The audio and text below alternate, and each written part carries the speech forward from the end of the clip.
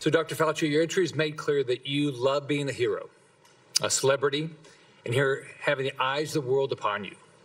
You loved every newspaper profile, every photo shoot, every fancy dinner with the elites. To many Americans who lost family members, who lost trust in our federal government, you're not a hero. Unfortunately, you're a villain.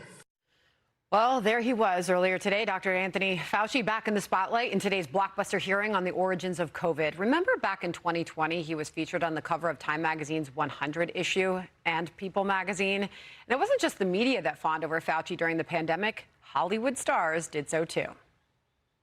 Oh, this is such a thrill. Golly, you're really like my personal hero right now. To the real Dr. Fauci, thank you for your calm and your clarity in this unnerving time. You could be man of the year every day somewhere in this United States and the world. Not many people can say they've saved millions of lives. And Dr. Fauci wouldn't because he's modest. There's only one rock star in this Zoom tonight. I am very honored to be the warm-up act for a little kid from Brooklyn who turned into this gigantic public servant. That was so uncomfortable. And the newly unearthed pandemic-era diary entries from Dr. Fauci are shedding light on his interactions with those various Hollywood A-listers, including playing Barbra Streisand's music for her during a phone call. A, quote, wonderful Instagram discussion with Julia Roberts and FaceTiming with comedian Trevor Noah.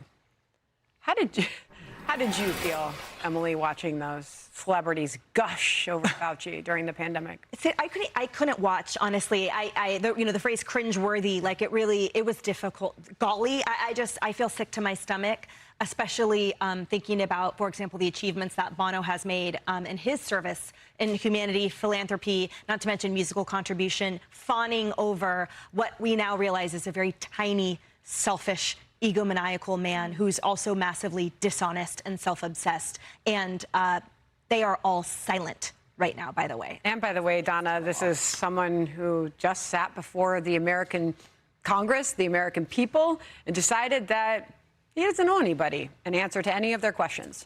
Wasn't it funny how they love the Constitution when it's protecting Dr. Fauci, but all of a sudden we want to abolish it when it doesn't fit their narrative, right? Like, oh, no, the Constitution was great today. But what I find really interesting about this is I would feel a lot better if one of these celebrities, or all of them, would come out and say, we were duped. Wouldn't you have a lot more respect for them? The American people, well, right. But the American people, I think, would have a completely different view of Hollywood, of the haves versus the have-nots, if all of those people came out and said, you know what? We truly believed what he was saying, and now we know that that wasn't true. So now we know better, we're going to do better. But no one will say it. They will double down, and they will all fall in line, and hopefully it's going to hurt them. That's all we can say is going into these midterms, hopefully this is something that the American public is going to look at and is going to say, you eroded our trust in how we look at our medical profession. You eroded our trust in our government. You eroded our trust in our ability to socialize and be out with our friends. So you know what? I hope that the American people speak up at the midterm. You know, and Tom, these diary entries show that Dr. Fauci, he really enjoyed these Hollywood interactions. Yes, and I mean, in this case, I want to put the blame on the celebrities and not Dr. Fauci because, it is very intoxicating when you become, I can see how people get addicted to their own celebrity.